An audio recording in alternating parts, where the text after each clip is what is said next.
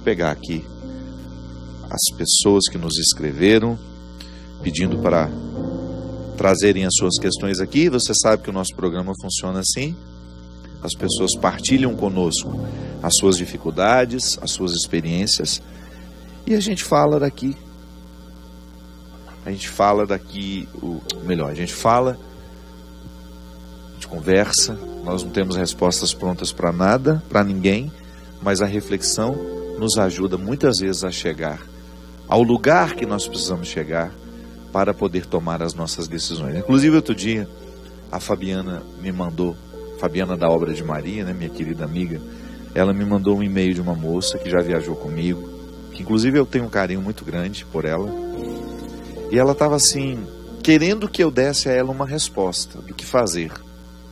Falou de um problema conjugal que estava tendo, e eu, na hora, eu fiquei pensando, eu até compreendo a ansiedade que essa pessoa tem de que alguém responda por ela, mas não é assim que funciona. Não é honesto da minha parte responder uma pergunta que ela está se fazendo.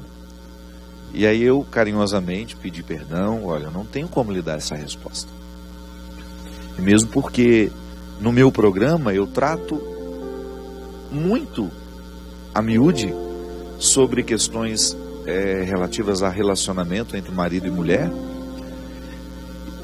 E a conversa aqui, que a gente estabelece no programa de direção espiritual, vai acendendo luzes nos corações e nas consciências. Mas quem tem que tomar a decisão é a pessoa que está vivendo a situação, né? Eu não posso dizer faça isso ou faça aquilo, a não ser que a pessoa esteja em absoluto estado de dependência e precisa de uma intervenção, e alguém vai lá e faz. Como um pai, muitas vezes, né? Pode chegar lá e dizer, isso não pode continuar, isso não pode ser assim. Um filho, por exemplo, que está precisando dessa intervenção porque perdeu a capacidade de decidir. A gente viu isso, né, essa semana.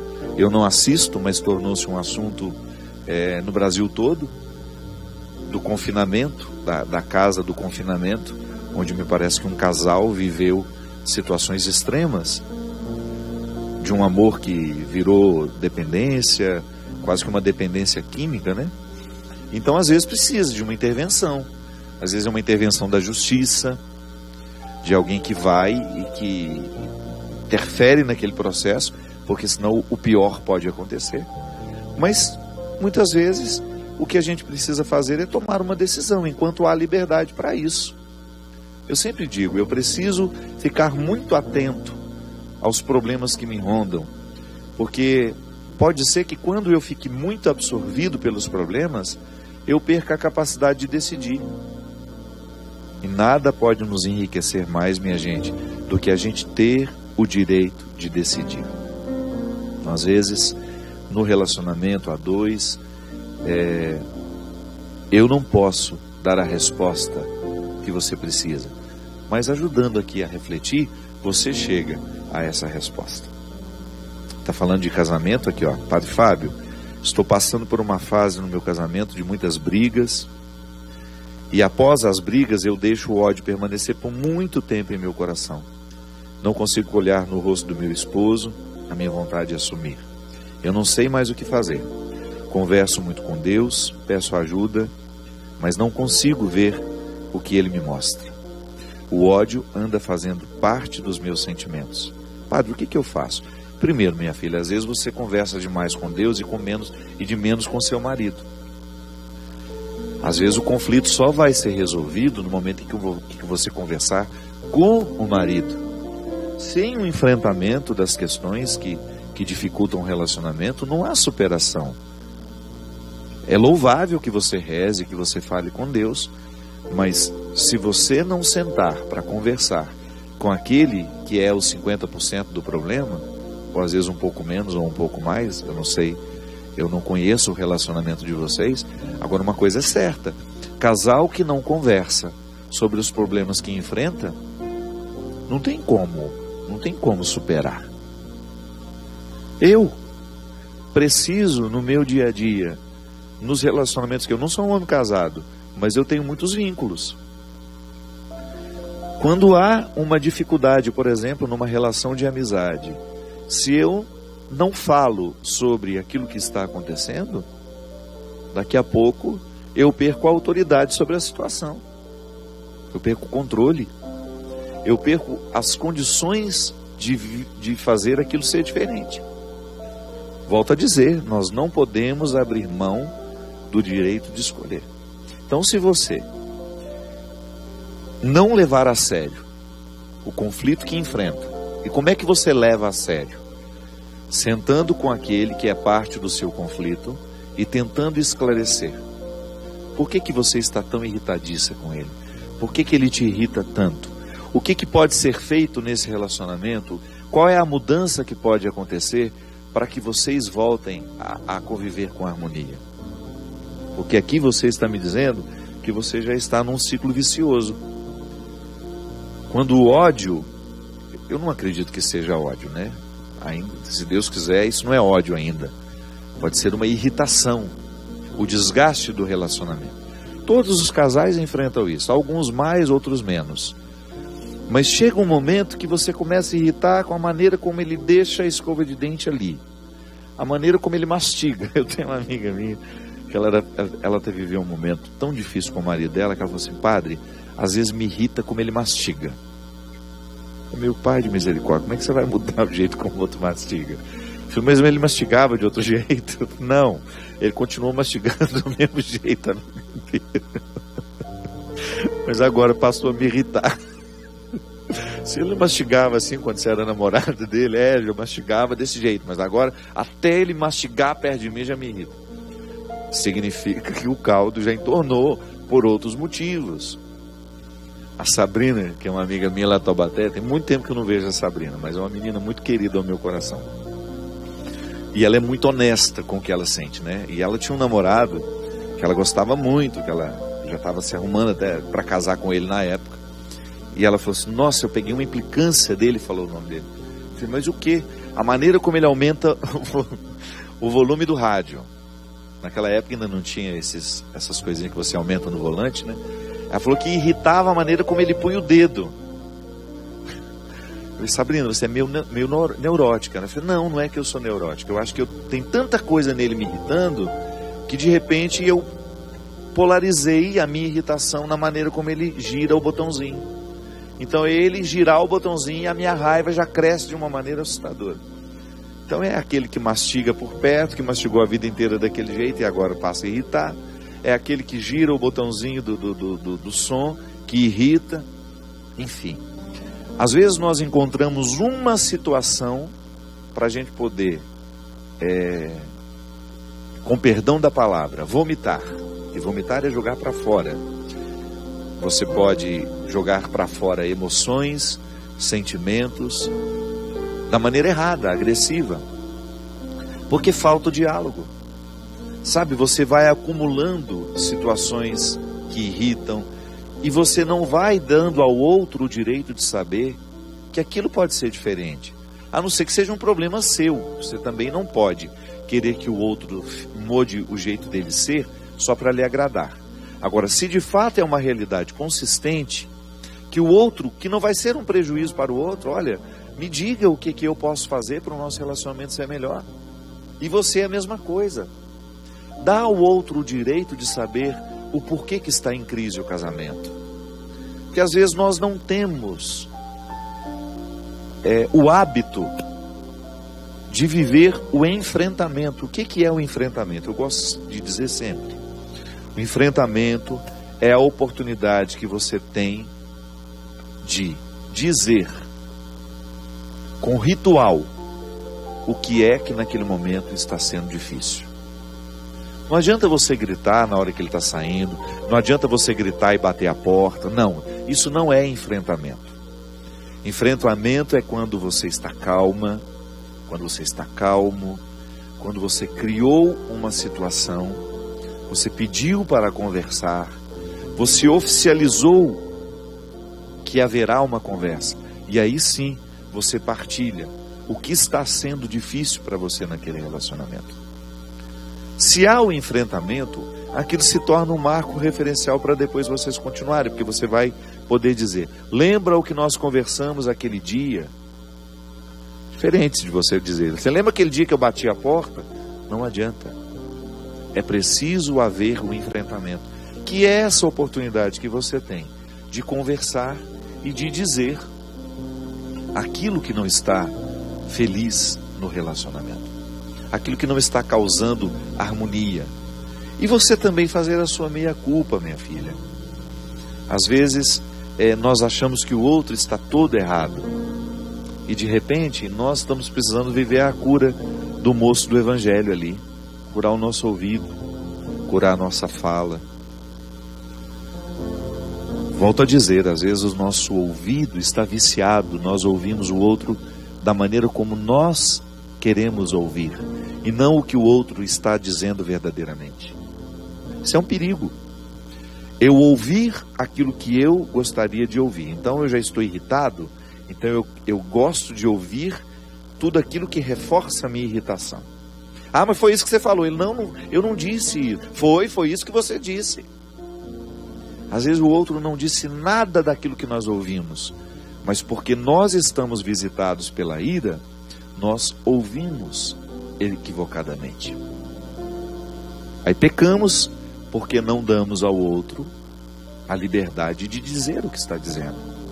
Eu aprisiono o outro no meu ouvir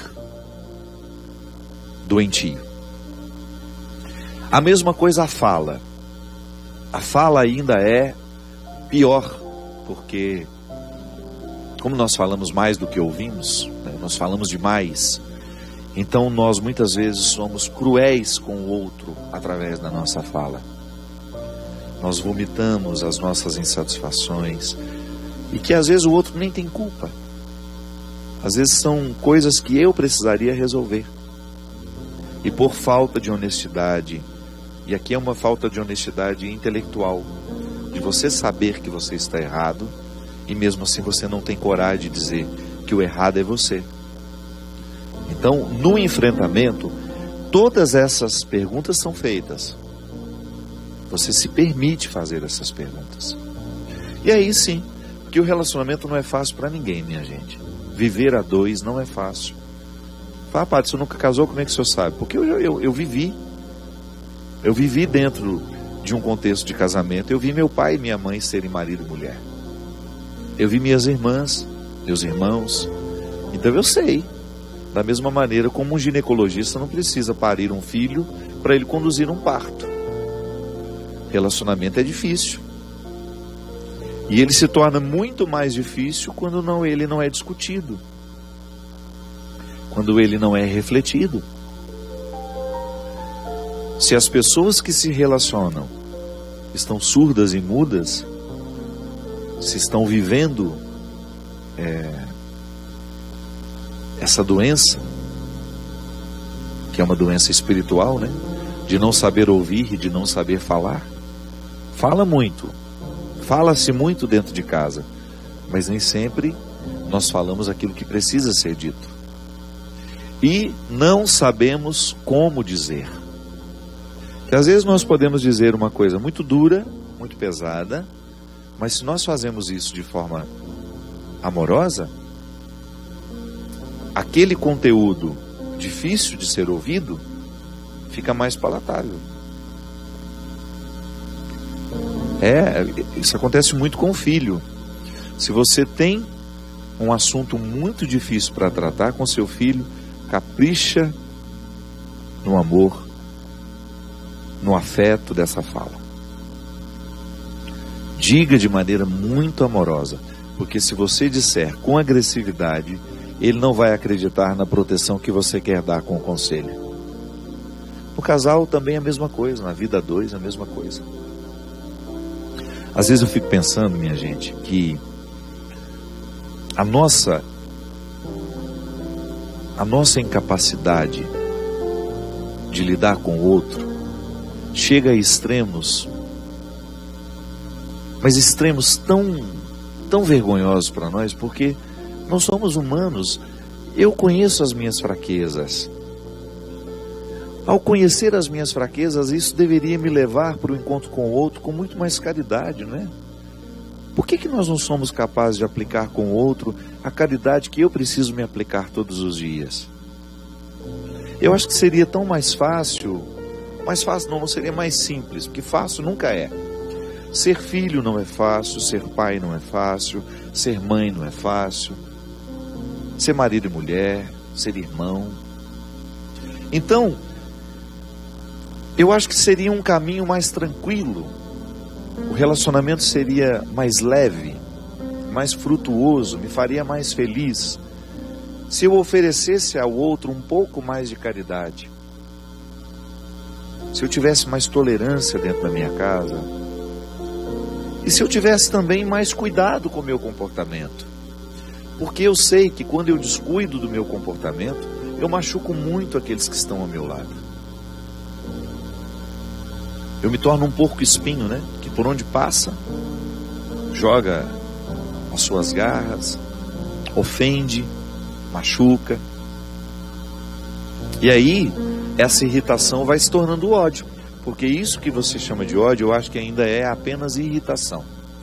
Mas se você continuar alimentando essa irritação, se você não colocar isso na terapia, não estou falando da terapeuta que você encontra quando vai, não, é a terapia do dia a dia. Todos nós deveríamos viver uma vida naturalmente terapêutica. E o que é uma vida terapêutica? Uma vida refletida. Uma vida cheia de perguntas eficazes. Como é que eu tratei hoje meu filho? Como é que eu tratei meu marido, minha esposa? Eu estou sendo tolerante com as pessoas? Ou eu estou descontando no outro as minhas insatisfações? Eu estou sendo amoroso? Eu estou sendo verdadeiro? Eu estou sendo fiel? Como é que eu estou resguardando a minha fidelidade ao outro? Eu estou fechando as portas por onde a infidelidade pode me ceifar? É assim. Isso aqui é para muitas pessoas uma porta para a infidelidade. Que isso aqui está um supermercado de gente se oferecendo. Então você é casado, tem sua rede social, sua esposa tem também, mas vocês sabem muito bem os perigos que essas facilidades trazem à fidelidade. Aí você será livre para saber abrir ou fechar as portas. Você precisa zelar por aquilo que é um valor para você. Vida refletida. Perguntas que você se faz todos os dias. Eu estou sendo honesto ao estabelecer com essa pessoa esse relacionamento? Essa pessoa sabe entender qual é a minha vida? Outro dia mesmo, eu identifiquei que tinha uma pessoa que eu comecei a tratar bem assim, me mandou um e-mail, eu respondi, e eu percebi que aquela pessoa estava confundindo as coisas. E eu fui muito honesto já, no terceiro e-mail, quando eu percebi na resposta dela, ela me escreveu, eu respondi, agradeci o carinho. O segundo já veio com um discurso mais dúbio, eu imediatamente pontuei, olha, eu acho que você está confundindo as coisas. Pronto. Ali você faz a guarda daquilo que pode ser um problema para você. Preciso me perguntar, eu quero esse problema para mim? Eu vou perder a oportunidade de continuar sendo fiel ao que eu assumi? Ou eu vou baixar essa guarda e vou permitir que as invasões cheguem? Então, minha filha, tenha cuidado para que a sua irritação não evolua para ser um ódio. E a única maneira que você tem de driblar essa irritação é você viver de forma terapêutica o seu relacionamento. Começar a partir do seu relacionamento com Deus, porque isso é bonito. Continue falando com Deus, mas não se esqueça de falar 2 vezes mais com seu marido, porque é com ele que você vai esclarecer. É com ele que você vai chegar ao resultado do que a sua oração pode lhe ajudar a fazer. É ali que você vai ter os benefícios do que você rezou. Quando com muita paciência, com muita ternura, vocês dois, com muito respeito, puderem descobrir onde é que estão os pontos frágeis do relacionamento de vocês. Isso vale para tudo, minha gente, para todas as dimensões da vida. Quando nós somos honestos com a gente, com os outros, a vida fica melhor. Sem honestidade não há alegria. Sem honestidade não há crescimento, não há superação. Se eu não sou honesto com os sentimentos que eu estou tendo, não adianta eu ficar mentindo para o outro. Se eu não estou sendo honesto com a busca que eu estou realizando, não adianta eu ficar prometendo ao outro fidelidade. O que me faz feliz não é o que eu digo ao outro, é o que eu sei sobre mim. É isso que me realiza. É que isso que me faz deitar a cabeça no travesseiro e dormir. Saber que não estou traindo. Saber que estou sendo fiel ao que me propus. Que estou vivendo um investimento espiritual, um crescimento espiritual, intelectual, de conhecimento. Que espiritualidade engloba tudo isso, é lindo. O conceito de espiritualidade engloba a nossa sensibilidade, engloba a nossa inteligência, engloba a mística. Tudo aquilo que é imaterial é naturalmente espiritual. E que faz bem, é claro. O livro que eu leio, o programa que eu assisto, a conversa que eu tenho, o filme bonito que me tocou a alma, isso me espiritualiza. Se eu estou fazendo esse empenho para buscar as questões materiais e incorporá-las na minha vida, aí a matéria passa a ter sentido. Deixa de me escravizar. E aí eu passo a viver a dinâmica do refrão dessa música com mais serenidade. É isso que eu desejo a vocês. Desejo para mim, desejo para você. Não tem nada que eu fale aqui para você que não seja para mim também. O primeiro ouvido a ouvir é o meu. Eu tenho vivido de fato esse conflito. Eu quero viver melhor.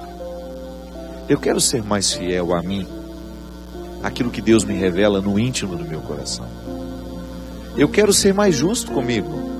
Eu não quero morrer sem ter extraído de mim a minha melhor parte. Não quero, não acho justo. Não acho justo eu construir um cotidiano absolutamente cansativo, sem alegrias. Claro, a doação, ela só faz sentido quando eu estou me sentindo feliz na doação que eu realizo. Então, se tiver de reformular a sua vida, reformule. Sofrimento terá, mas tem de sofrer no lugar certo. Senão, não faz sentido você sofrer no lugar que não é para você, com pessoas que não são para você. Vá sofrer as suas questões no lugar certo. É isso que Deus abençoa. É esse o sofrimento que de fato pode nos redimir. Quando você convivendo bem com essas perguntas, você identifica que há sofrimento, mas que há muita satisfação nas realizações que esse sofrimento proporciona. Derrame sobre nós, sobre os nossos corações, a bênção e a proteção de Deus Todo-Poderoso, Ele que é Pai, Filho e Espírito Santo. Até a semana que vem, se Deus quiser. Aproveitar para desejar a você uma boa Semana Santa. Aproveita esses dias especiais para você soprar alma no seu corpo. Para você permitir que Deus, pelo mistério da cruz, pelo mistério do sofrimento de Jesus, possa lhe encaminhar ao sepulcro, onde você enterra, onde você sepulta tudo aquilo que precisa morrer em você, e ao mesmo tempo receber a graça de ressuscitar tudo que lhe faz viver, e que porventura esteja esquecido aí dentro, pela maneira errada, como você andou escolhendo viver. Boa Páscoa para você, que Deus lhe permita a graça da ressurreição diária, porque essa é que dinamiza o nosso cristianismo.